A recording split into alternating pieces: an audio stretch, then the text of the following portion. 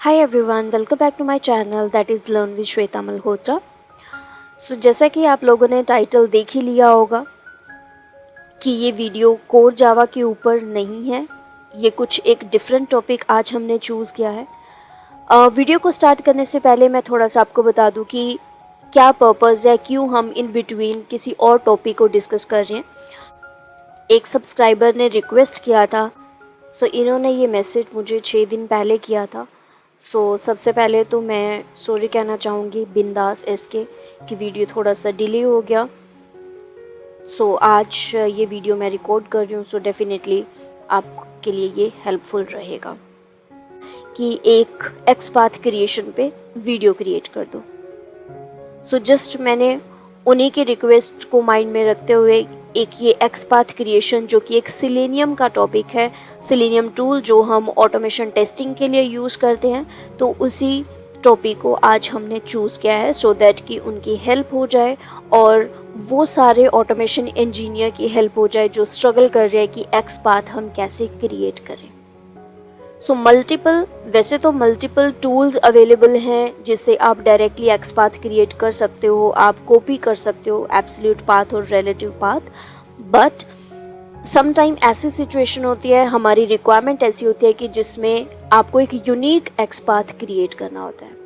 अब I know जिनको idea नहीं है कि एक्सपाथ क्या है, तो हम कंप्लीट डिटेल में स्टडी करेंगे कि एक्सपाथ क्या है, कितने डिफरेंट वेज हो सकते हैं और हम कैसे स्क्रैच से खुद से एक्सपाथ क्रिएट कर सकते हैं without using any tool. Without any delay let's get started.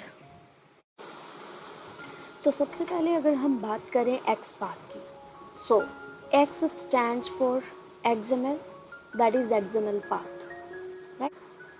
And XML is extensible markup language. अब मार्कअप लैंग्वेज वो लैंग्वेज होती है जिसमें हम टैग्स यूज़ करते हैं। डेफिनेटली आपको पता होगा अगर हम बात करते हैं HTML की, राइट? HTML के अंदर टैग्स यूज़ किए जाते हैं, ऐसे XML के अंदर भी टैग्स यूज़ किए जाते हैं एक इंफॉर्मेशन या डेटा को रिप्रेजेंट करने के लिए, स्टोर करने के लिए। तो यहाँ पे जो XML के अंदर टैग्स होते हैं वो यूज़र डिफाइंड हो सकते हैं, हम अपनी रिक्वायरमेंट के अकॉर्डिंग XML क्रिएट कर सकते हैं। बट HTML के अंदर जो टैग्स होते हैं वो प्री डिफाइंड होते हैं, पहले से ही डिफाइन किए होते हैं, राइट? बट मैं इतनी डिटेल में नहीं जाऊँगी बिकॉज ये एक काइंड ऑफ बोनस वीडियो है। जब हम एक्चुअल में सिलेनियम की सीरीज स्टार्ट करेंगे वहाँ पे बिल्कुल स्क्रैच से हम देखेंगे कि HTML के कौन कौन से टैग्स होते हैं, उनके एट्रीब्यूट्स क्या हैं, डिटेल में स्टडी करेंगे।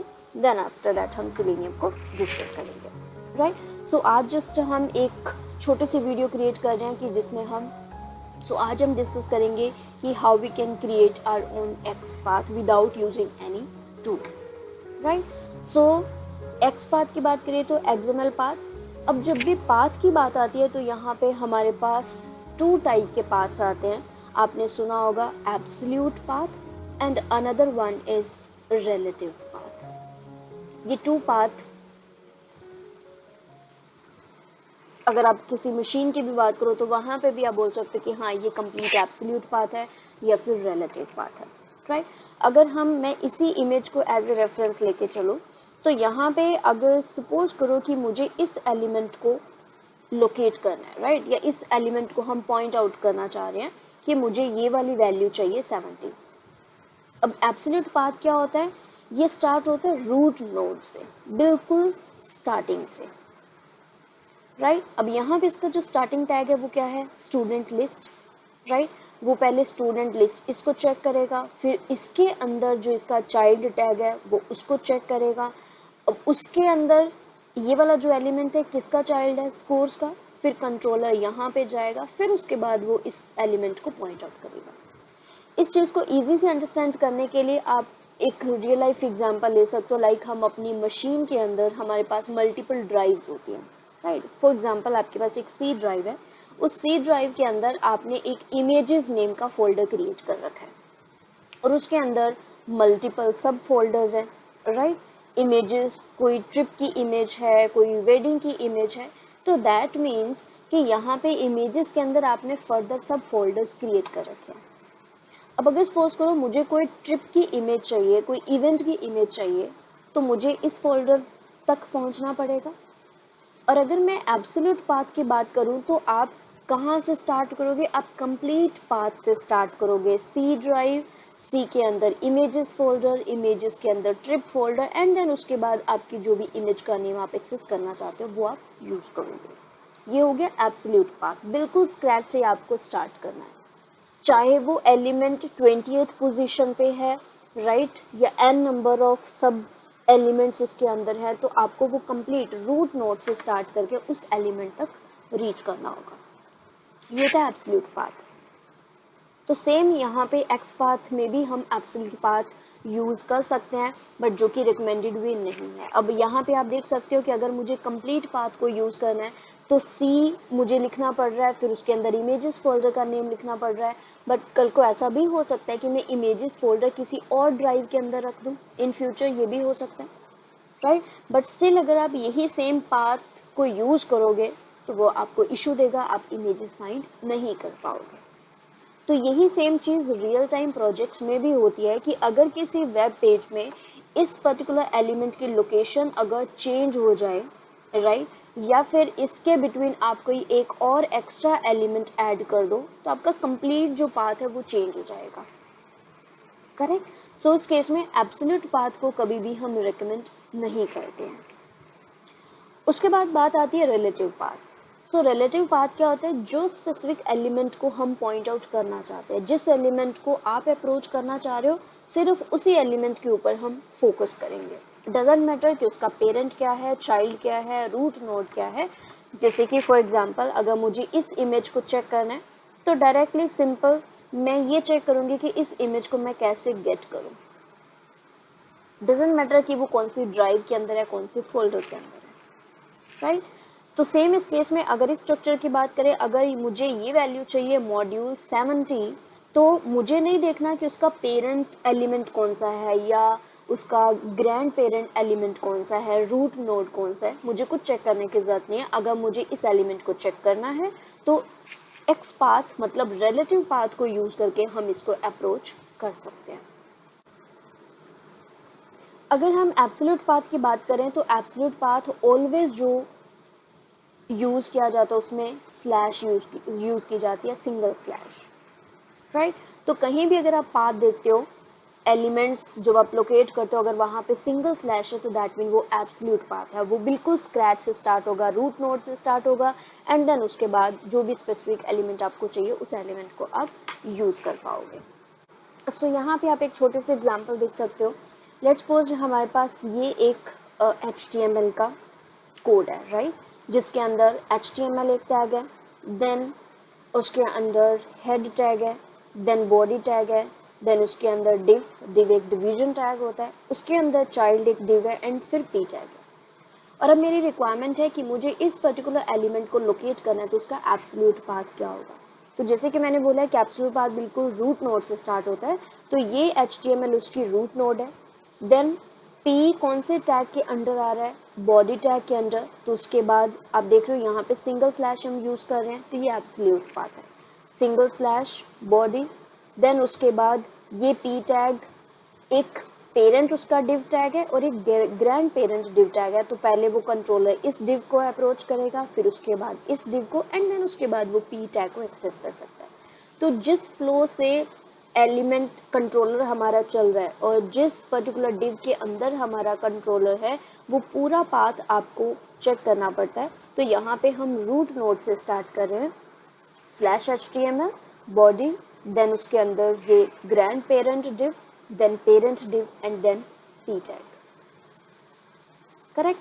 बट अब लेट्स सपोज कि इस डिव का भी कोई एक पेरेंट टैग हम यहाँ पे ऐड कर दें। लेट्स से मैंने एक और डिव यहाँ पे ऐड कर दिया, तो आपका ये जो एक्स पाथ है वो कम्प्लीटली रॉन्ग हो जाएगा। इसीलिए एब्सोल्यूट पाथ कभी भी रिकमेंड नहीं किया जाता और आपको यूज़ नहीं करना चाहिए।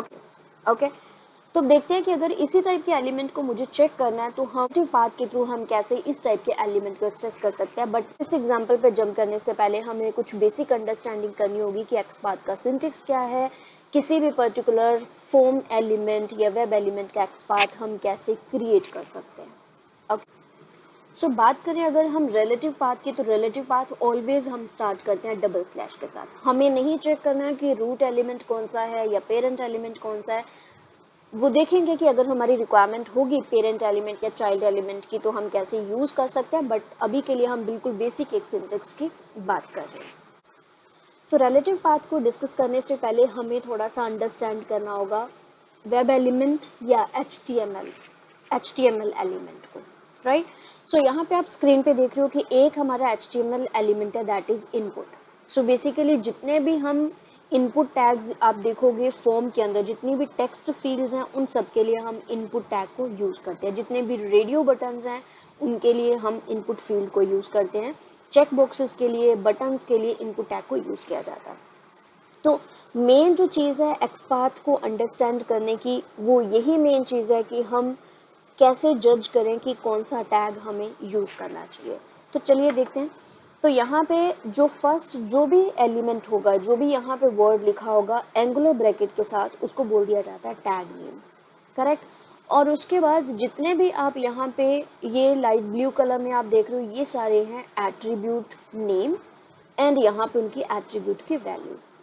तो ये डिपेंड करता है HTML के एलिमेंट्स के ऊपर कि उनके कुछ तो होते हैं डिफ़ॉल्ट एट्रीब्यूट्स, कुछ होते हैं user defined attributes. For example अगर मैं एंकर टैग की बात करूँ जो कि हम लिंक के लिए यूज़ करते हैं, तो उसका जो मैंडेटरी एट्रीब्यूट रहता है, आप मोस्टली जितने भी लिंक्स होंगे आप उनको चेक कर सकते हो, तो वहाँ पे एक साथ H रेफरेंस डेफिनेटली होगा, राइट। सो H रेफरेंस यहाँ पे जो भी टेक्स्ट होगा वो स्क्रीन पे विजिबल रहता है। /a इसको बोल दिया जाता है क्लोजिंग टैग। तो ये हो जाएगा हमारा tag name. H reference attribute name, यहाँ पे जो भी होगा वो एट्रीब्यूट की वैल्यू होगी। ये कंटेंट जो हम स्क्रीन पे देख सकते हैं, राइट। और ये उसका क्लोजिंग टैग होगा। तो ऐसे जितने भी एलिमेंट है, चाहे यहाँ पे इनपुट नहीं है, यहाँ पे स्पैन भी हो सकता है, वो भी एक HTML का टैग है। div हो सकता है, राइट। और p टैग हो सकता है, इनपुट टैग हो सकता है, मतलब n number of elements HTML के अवेलेबल है। तो जो भी वर्ड एंगुलर ब्रैकेट के साथ स्टार्ट हो रहा है वो होगा हमारा टैग में। उसके बाद जितने भी एलिमेंट्स हैं जिनके साथ कुछ वैल्यूज हैं या नहीं है, वो होते हैं सारे एट्रीब्यूट्स, राइट। तो इसको अंडरस्टैंड करने के लिए एक छोटी सी हम वेबसाइट पे विजिट करते हैं। तो यहाँ पे आप देख सकते हो ये एक जिस प्रैक्टिस पर्पज़ के लिए एक वेबसाइट क्रिएट की गई है, जो कि लाइव नहीं है, ये मेरे लोकल सिस्टम पे ही है। अगर किसी को ये वेबसाइट चाहिए जिस प्रैक्टिस पर्पज़ के लिए, सिलेनियम के प्रैक्टिस के लिए, तो आप कमेंट सेक्शन में मुझे बता सकते हो, देन मैं आपको ये प्रोवाइड करूँगी गिटहब के ऊपर। ओके, सो यहाँ पे हम बात कर रहे थे एलिमेंट्स की। तो आप देख सकते हो कि n नंबर ऑफ लिंक्स हैं, n नंबर ऑफ टेक्स्ट्स हैं। आप यहाँ पे देखोगे तो इस पर क्लिक करते हैं तो ये किसी और पेज पे रीडायरेक्ट हो रहा है, राइट। तो इस केस में इन सबको हम बोल देते हैं लिंक्स जो किसी दूसरे पेज पे रीडायरेक्ट हो रहे हैं, राइट। बट उससे पहले अगर हम बात करें यहाँ पे इनके टैग्स की, तो आप कैसे चेक करोगे? तो आप राइट क्लिक कर सकते हैं इस एलिमेंट के ऊपर। यहाँ पे बाय डिफ़ॉल्ट एक इंस्पेक्ट का ऑप्शन रहता है, डेवलपर में ब्राउज़र में अवेलेबल होता है। तो यहाँ पे अगर आप, ये होता है इंस्पेक्टर, जिसको आप एलिमेंट को स्पाई करने के लिए यूज़ कर सकते हो। आप इसको करोगे सिलेक्ट, मूव द कर्सर, जो भी एलिमेंट आपको सिलेक्ट करना है, जिसको आपको लोकेट करना है, वो आप यहाँ पे कर्सर लेके जा सकते हो, ठीक है जी। तो यहाँ पे अगर आप देखोगे तो इसने इस पर्टिकुलर एलिमेंट को यहाँ पे हाईलाइट कर दिया, H3। यहाँ पे आप देख रहे हो कि जो टैग नेम है अब यहाँ पे H3 टैग नेम है, right. Class, again this is the attribute, ये उसकी वैल्यू हो जाएगी। ये जो कंटेंट हमें स्क्रीन पे विजिबल हो रहा है H3 उसका क्लोजिंग टैग है। बट अगर मैं ये देखूँ पूरा, इसको मैं क्लैप्स कर दूँ, तो ये वाला जो हमारा एलिमेंट है ये उसी एलिमेंट को ही पॉइंट आउट कर रहा है, बिकॉज ये एक एंकर टैग है, राइट। एक लिंक है, इसका आप देख रहे हो एट्रीब्यूट H रेफरेंस है, उसकी कुछ वैल्यू है। अब दोनों स्टार्टिंग एंड क्लोजिंग टैग के बिटवीन टेक्स्ट अवेलेबल है, बट उन्होंने फॉर्मेटिंग करने के लिए, साइज बड़ा करने के लिए H3 टैग को यूज किया, जो कि अगेन HTML का एक ये टैग है, ओके। तो अब ऐसे ही अगर हम बात करें फॉर्म की, तो फॉर्म में आप ये फील्ड देख सकते हो। तो इस फील्ड का जो टैग नेम है input, type again attribute name, ID attribute, name attribute, value, and ये उनकी वैल्यूज है, राइट। ऐसे बहुत सारे आपको एलिमेंट्स मिल जाएंगे। इसकी बात करें तो अगेन ये भी इनपुट टैग है, राइट। अगर इस कंटेंट की बात करें तो ये स्पैन टैग के अंदर राइट किया गया है, राइट। तो ये सारे हमारे क्या हैं, एट्रीब्यूट के नेम हैं। टेक्स्ट एरिया है, राइट, हेडिंग्स के कोई भी टैग्स हो सकते हैं। तो जस्ट आपको ये क्लियर होना चाहिए, जो भी एलिमेंट आप लोकेट करना चाह रहे हो तो वो उसका स्ट्रक्चर क्या है, राइट। तो सिंपल सी बात है, जितने भी एलिमेंट की बात करेंगे ये होगा उसका टैग नेम, एट्रीब्यूट नेम, उसकी value, again name is the attribute name and उसकी वैल्यू। क्लियर? ओके, तो बढ़ते हैं कि हम एक्सपाथ, रिलेटिव एक्सपाथ हम कैसे क्रिएट कर सकते हैं। इसको डिटेल में हम सिलेनियम की सीरीज में डिस्कस करेंगे, बट अभी जस्ट हाई लेवल कि हम एक्सपाथ कैसे क्रिएट कर सकते हैं, कितने पॉसिबल वेज है, तो वो मैं कवर करूँगी इस वीडियो में। ओके जी, चलिए बात करते हैं कि एक्सपाथ को हम कैसे क्रिएट कर सकते हैं और उसका बेसिक सिंटेक्स क्या है। सो एक्सपाथ का सिंटेक्स क्या होता है, ऑलवेज, बिकॉज हम बात कर रहे हैं रिलेटिव पाथ की, तो वो स्टार्ट होगा ऑलवेज डबल स्लैश के साथ, double slash tag name, right, start the square bracket. और जो हम यहाँ पे फर्स्ट वे की बात करने वाले हैं, वो फर्स्ट वे क्या है, बाय यूजिंग एट्रीब्यूट, राइट। हमने अभी देखा कि कोई भी एलिमेंट है उसके अंदर n number of attributes available हैं, तो हम कौन सा एट्रीब्यूट यूज़ कर सकते हैं और किस एट्रीब्यूट के थ्रू किसी भी पर्टिकुलर एलिमेंट को हम चेक कर सकते हैं। तो यहाँ पे जो इसका सिंटेक्स है, double slash tag name, and attribute को ऑलवेज हम रिप्रेजेंट करते हैं एट द रेट सिंबल के साथ, at attribute name is equal to attribute value, correct. अब एग्जाम्पल के लिए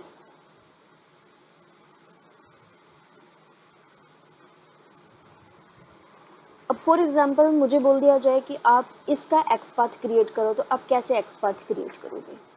तो सिंपल आपको सिंटेक्स माइंड में रखना होगा। तो यहाँ पे टैग नेम हमारा क्या है, इनपुट, तो हम क्या लिखेंगे, double slash input, that is my tag name. Square bracket आपको स्टार्ट करना है, क्लोज करना है। अब यहाँ पे attribute n number of attributes हैं, राइट। बट अगर आपको लोकेटर्स की ऑलरेडी नॉलेज है तो लोकेटर का सीक्वेंस पता होगा, जो टॉप मोस्ट प्रायोरिटी दी जाती है वो आईडी को दी जाती है, राइट। तो सेम, बिकॉज आईडी जो एट्रीब्यूट होता है वो हर एक एलिमेंट में अगर अवेलेबल होगा तो उसकी वैल्यू यूनिक रहती है, दो एलिमेंट की आईडी कभी भी सेम नहीं होगी। अगर वहाँ पे आईडी एट्रीब्यूट ऑलरेडी अवेलेबल है, उसकी वैल्यू भी स्टैटिक है, वो चेंज नहीं हो रही है पेज के रिफ्रेश होने पे, तो डेफिनेटली आपको इसको सबसे पहले यूज़ करना चाहिए, राइट। देन उसके बाद अगर आईडी नहीं अवेलेबल है, then you can go with name, but ऐसा हो सकता है कि एक से ज़्यादा एलिमेंट के नेम सेम हो, राइट। तो हमें जस्ट फोकस करना होता है उस एट्रीब्यूट के ऊपर जो यूनिक हो, जिसको मल्टीपल एलिमेंट्स यूज़ ना कर रहे हो। तो यहाँ पे जैसे मैंने बात की है कि हम आईडी एट्रीब्यूट की बात कर रहे हैं, ID is equal to username, okay. तो एट्रीब्यूट यहाँ पे अब हम क्या यूज़ करेंगे, आईडी। वैसे आप कुछ भी यूज़ कर सकते थे, आप एट टाइप भी यूज़ कर सकते हो, एट नेम भी यूज़ कर सकते हो, एट वैल्यू भी यूज़ कर सकते हो, एट क्लास भी यूज़ कर सकते हो। क्लास CSS के लिए यूज़ करते हैं तो मल्टीपल एलिमेंट्स में क्लास का नेम सेम हो सकता है, तो प्रेफर करो ऑलवेज आईडी को यूज़ किया जाए या फिर नेम को यूज़ किया जाए, ओके। कैसे चेक करेंगे कि एक नेम के, लाइक नेम एट्रीब्यूट के और कितने एलिमेंट है, तो ये सब हम डिस्कस अभी करेंगे, ब्राउज़र में जाके चेक करेंगे और मैं आपको आइडिया दूंगी कि कैसे आप जज कर सकते हो कि ये यूनिक एलिमेंट है या नहीं। चलिए, तो यहाँ पे हम बात कर रहे थे एट्रीब्यूट नेम, सो यहाँ पे यूज़ कर लेते हैं एट आईडी, और इस आईडी की क्या वैल्यू है, वो वैल्यू है यूज़र नेम। सो ये आपका एक एक्सपाथ रेडी हो गया, राइट। ऐसे ही आप यहाँ पे स्लैश इनपुट, कोई भी एट्रीब्यूट आप यूज़ कर सकते हो, at name is equal to username, जो यहाँ पे नेम लिखा होगा, राइट। अब क्वेश्चन ये आता है कि ठीक है, मैंने एक्सपाथ बना दिया, आपने समझ भी लिया, अब आप बोलोगे कि हम कैसे इंश्योर करें कि ये एक्सपाथ करेक्ट है या नहीं।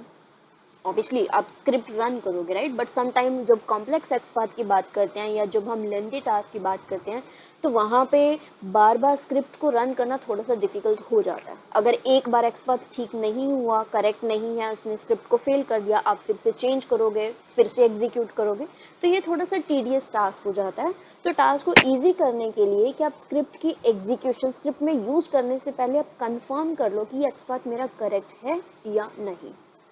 तो वो हम कैसे कंफर्म करेंगे? तो उसके लिए हम चलते हैं ब्राउज़र पे। ओके, सपोज करो कि मुझे इस पर्टिकुलर टेक्स्ट फील्ड को लोकेट करना है, ठीक है, इसका मुझे एक्सपाथ क्रिएट करना है। अब यहाँ पे जब आप इसको राइट क्लिक करोगे, इंस्पेक्ट करोगे, तो ये हाईलाइट करेगा उसी स्पेसिफिक एलिमेंट को। तो ये एक बेस्ट वे होता है कि जिस भी एलिमेंट का आपको एक्सपाथ क्रिएट करना है या आपको एलिमेंट को लोकेट करना है, आप जस्ट राइट क्लिक करोगे, उसको इंस्पेक्ट कर लो, तो वो उसी एलिमेंट को हाईलाइट करना स्टार्ट कर देगा, राइट। बट बात करते हैं हम इस पर्टिकुलर फील्ड की। तो यहाँ पे ये पर्टिकुलर एलिमेंट है जिसको वो लोकेट कर रहा है। अब मुझे राइट करना है इसका एक्सपाथ। अब क्या करेंगे, यहाँ पे टैग नेम क्या है, इनपुट। तो आप इसको कैसे कंफर्म करोगे कि ये एक्सपाथ हमारा करेक्ट है या नहीं? तो आप जाओगे कंसोल टैब के अंदर, ओके, और यहाँ पे एक्सपाथ के लिए हम राइट करेंगे $x and double quotes right करेंगे और इसके अंदर हमें राइट करना है एक्सपाथ, ठीक है। तो यहाँ पे अगर मुझे इसका एक्सपाथ करना है तो एक्सपाथ का सिंटेक्स क्या होता है, टैग नेम। सो यहाँ पे टैग नेम, इस पर्टिकुलर एलिमेंट के लिए टैग नेम क्या है हमारा, इनपुट। अब इसके अंदर टाइप एट्रीब्यूट भी है। मैं पहले टाइप एट्रीब्यूट यूज़ करती हूँ, आपको क्लियर हो जाएगा कि कौन सा एट्रीब्यूट हमें यूज़ करना चाहिए, कौन सा बेटर है, ओके। सो यहाँ पे हम यूज़ करते हैं, सेम सिंटेक्स को यूज़ करेंगे। तो एट रिप्रेजेंट एट्रीब्यूट, तो यहाँ पे हम लिख रहे हैं at type is equal to text, okay, great. So इस पर्टिकुलर पेज पे, इस कंप्लीट पेज पे सिर्फ एक ही ऐसी फील्ड है जिसकी टाइप टेक्स्ट है, राइट। अब यहाँ पे आप बोलोगे कि ये तो मल्टीपल हमारे पास फील्ड्स हैं, डेफिनेटली, बट इन सब की जो टाइप होगी वो डिफरेंट होगी। इसकी टाइप होगी ईमेल, इसकी टाइप होगी पासवर्ड। तो ठीक है, अगर आपको यूनिक एक ही सिंगल एलिमेंट मिल रहा है, अगर मैं इसको लोकेट करूँ तो आप देख रहे हो ये इसी पर्टिकुलर फील्ड को हाईलाइट कर रहा है। तो definitely you can go with @type is equal to text. अगर पेज पे एक ही आपको एलिमेंट मिल रहा है तो जनरली होता नहीं है, बिकॉज ये एप्लीकेशन डमी एप्लीकेशन मैंने क्रिएट की है, तो इंटेंशनली प्रैक्टिस के लिए जस्ट मेन एलिमेंट हमने यहाँ पे राइट करे हैं, ओके। बट जब आप रियल टाइम किसी एप्लीकेशन पे जाओगे, फेसबुक आप चेक कर लो या ट्विटर आप चेक कर लो, तो वहाँ पे आपको n नंबर ऑफ फील्ड्स मिल जाएंगे, n नंबर ऑफ एलिमेंट्स मिल जाएंगे जिनकी टाइप होगी टेक्स्ट। एनीवेज, तो आप कोई भी एट्रीब्यूट को यूज़ कर सकते हो। ऐसे ही हमारे पास इसी के अंदर एक और एट्रीब्यूट है, let's say input add ID, और यहाँ पे अगर इस पर्टिकुलर एलिमेंट की आईडी आप देखोगे, इस एलिमेंट की हम बात कर रहे हैं, तो यहाँ पे आईडी है नेम, तो you can write here name. Again उसने वही सेम एलिमेंट को पॉइंट आउट किया। ऐसे ही आप थर्ड एट्रीब्यूट जो है name is equal to username, ये भी आप यूज कर सकते हो। तो इससे ये क्लियर हो जाता है कि हाँ, ये हमारा एक्सपाथ बिल्कुल करेक्ट है और आप इसको यूज कर सकते हो।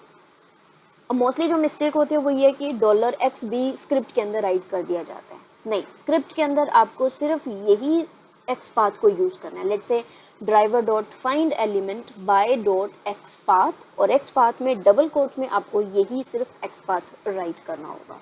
उसके बाद जो भी आपको एक्शन परफॉर्म करना है आप एक्शन परफॉर्म कर सकते हो। तो ये एक बिल्कुल बेसिक वे है कि एक्सपाथ को हम बाय यूजिंग एनी एट्रीब्यूट कैसे यूज कर सकते हैं। इसके और भी मल्टीपल मेथड्स हैं, बट अभी हम उस पर जंप नहीं कर रहे हैं। मेन जो 3-4 मेथड्स हैं उनको आज हम डिस्कस करते हैं, बाकी फिर एक नेक्स्ट वीडियो में हम एडवांस टॉपिक को कवर करेंगे। आई होप इट्स क्लियर कि how we can create the xpath by using attribute, okay. So अब हम बात करेंगे मेथड नंबर 2 की, कि एक्सपाथ हम कैसे क्रिएट कर सकते हैं बाय यूजिंग टेक्स्ट मेथड। और ये बहुत ही इंपॉर्टेंट मेथड है और फ्रिक्वेंटली यूज होता है ये मेथड। तो लेट्स सपोज हमारे पास ये एक एलिमेंट है h1 जो कि इसका टैग नेम है, और आप देखोगे कि इस टैग के कोई भी एट्रीब्यूट नहीं है, no ID, no name, class, nothing. Simple ये कंटेंट है जो स्क्रीन पे विजिबल हो जाएगा। तो इस टाइप के एलिमेंट को हम कैसे लोकेट करेंगे? मोस्टली आप देखोगे अगर आप कंपनी के अंदर किसी भी वेबसाइट की टेस्टिंग कर रहे हो तो वहाँ पे हो सकता है कि स्पैन टैग यूज़ कर रहे हो, किसी ना किसी एलिमेंट पे आपको मिल जाएगा span tag, div tag, h1, h3, 2, 6, right, up to n number of elements. So उस केस में हम कैसे इस टाइप के एलिमेंट को लोकेट करते हैं? तो उसके लिए जो सिंटेक्स रहता है वही है double slash tag name, start the curly bracket, close the curly bracket, text method is equal to single quote में exact content। Exact content mean to say कि अगर इसमें कोई भी हेडिंग और ट्रेलिंग स्पेसेस हैं वो भी आएंगी, कोई स्पेशल कैरेक्टर यूज़ कर रहे हो, कोई भी टैग यूज़ कर रहे हो, वो एग्जैक्ट आपको राइट करना पड़ेगा। अगर उसमें कुछ भी माइनर मिसमैच रहता है तो आपका वो एलिमेंट लोकेट नहीं कर पाएगा। सो इस एलिमेंट के लिए अगर हम एक्सपाथ राइट करें तो क्या होगा? Tag name is h1, text method is there is equal to, यहाँ पे अगर स्पेसेस हैं तो स्पेस होगी थोड़ी सी, right, new account, again space, single quote and close, correct. But sometime आपका ऐसा क्वेश्चन हो सकता है कि मुझे ये स्पेसेस नहीं चाहिए, राइट, या कोई भी ऐसे स्पेशल कैरेक्टर्स हैं या समटाइम कुछ ऐसे डायनेमिक वैल्यूज आ जाती हैं तो मुझे उनको इग्नोर करना है, सिर्फ जो स्टैटिक कंटेंट है। लाइक इस केस में मुझे ओनली न्यू अकाउंट ही चेक करना है, हेडिंग और ट्रेलिंग जो स्पेसेस हैं उनको मुझे इग्नोर करना है। फिर हम कैसे करेंगे? तो चलिए वो मेथड भी हम डिस्कस कर लेते हैं, फिर उसके बाद हम ब्राउज़र पे इनको टेस्ट करेंगे कि ये एक्सपाथ हमारे करेक्ट हैं या नहीं। सो अगर हम बात करें मेथड नंबर 3 की, जैसे कि मैंने अभी बताया कि अगर मुझे इसको इग्नोर करना है, हेडिंग एंड ट्रेलिंग स्पेसेस को सिर्फ फोकस करना है कंटेंट के ऊपर, तो हम कैसे करेंगे? Like how we can ignore the spaces. तो उस केस में हम यूज़ करते हैं कंटेन्स मेथड, जिसमें हम 2 पैरामीटर्स को पास करेंगे। जो फर्स्ट पैरामीटर होगा वो डिनोट करेगा एनी एट्रीब्यूट नेम, और सेकंड हो सकता है text method. And second parameter 2, जो भी हम वैल्यू की बात करेंगे, अगर एट्रीब्यूट नेम है तो एट्रीब्यूट की वैल्यू, अगर टेक्स्ट मेथड की बात करेंगे तो जो भी टेक्स्ट आपको विजिबल हो रहा है दो टैग के बिटवीन। जैसे कि अगर इसके एक्सपाथ की हम बात करें तो पहले हम एक्सपाथ राइट कर लेते हैं। तो इसके लिए क्या होगा? इसका syntax tag name square bracket contains method, and यहाँ पे जैसे हमने बात करी है कि 2 पैरामीटर्स चाहिए, तो एक हम यूज़ करेंगे टेक्स्ट मेथड, कोमा यहाँ पे यूज़ किया जाएगा कोमा, एंड सेकंड यहाँ पे जो भी वैल्यू होगी एंड क्लोज, राइट। एग्जाम्पल में देखते हैं इसका एक्सपाथ क्या होगा। Tag name is h1, contains method है तो एज इट इज़ हम यूज़ करेंगे कंटेन्स राउंड ब्रैकेट, एंड अब यहाँ पे हम 2 मेथड मैंने बोले कि या तो आप एट्रीब्यूट नेम यूज़ कर सकते हो या आप टेक्स्ट यूज़ कर सकते हो। तो हम कैसे डिसाइड करेंगे कि कहाँ पे क्या यूज़ करना है? तो सिंपल सी बात है, टेक्स्ट मेथड आप तब यूज़ करोगे जब 2 टैग के बिटवीन कुछ कंटेंट होगा और उनमें से कुछ को आपको इग्नोर करना है, राइट। सो नेम से क्लियर हो रहा है कि यहाँ पे टेक्स्ट मेथड आप कब यूज़ करोगे? टेक्स्ट बिटवीन जब 2 टैग्स होगा।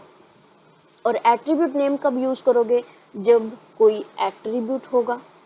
तो इस केस में कोई एट्रीब्यूट अवेलेबल नहीं है तो अभी हम फोकस करेंगे इस पर्टिकुलर मेथड के ऊपर। तो यहाँ पे हम यूज़ करें टेक्स्ट मेथड, ये आपको एज इट इज़ राइट करना है। मेक श्योर यहाँ पे इक्वल टू आप यूज़ नहीं करोगे, बिकॉज कंटेन्स मेथड एक स्ट्रिंग का मेथड है, जो जावा में हमारी स्ट्रिंग क्लास होती है उसी का एक मेथड है। तो ये चेक करता है कि whether that particular element is available और नॉट, पार्शियल चेक करने के लिए, पार्शियल मैच करने के लिए, ओके। तो यहाँ पे ये चेक कर रहा है कि जो ये वाला टेक्स्ट है क्या वो कंटेन कर रहा है, कौन सा, मैंने यहाँ पे राइट कर दिया अकाउंट।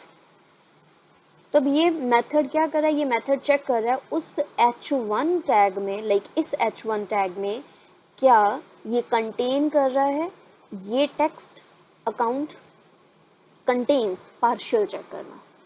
और जो प्रीवियस हमने चेक किया था टेक्स्ट मेथड, वो एग्जैक्ट चेक करेगा कि क्या इस h1 टैग में टेक्स्ट जो ये कंप्लीट टेक्स्ट है जो हम यहाँ पे राइट करें, क्या वो अवेलेबल है, अगर अवेलेबल है तो वो एलिमेंट को लोकेट कर दे। तो चलिए इस एग्जाम्पल को अंडरस्टैंड करते हैं हम ब्राउजर पे। ओके, सो सपोज करो कि यहाँ पे हमें इस एलिमेंट को लोकेट करना है, फॉर्म एलिमेंट्स, राइट।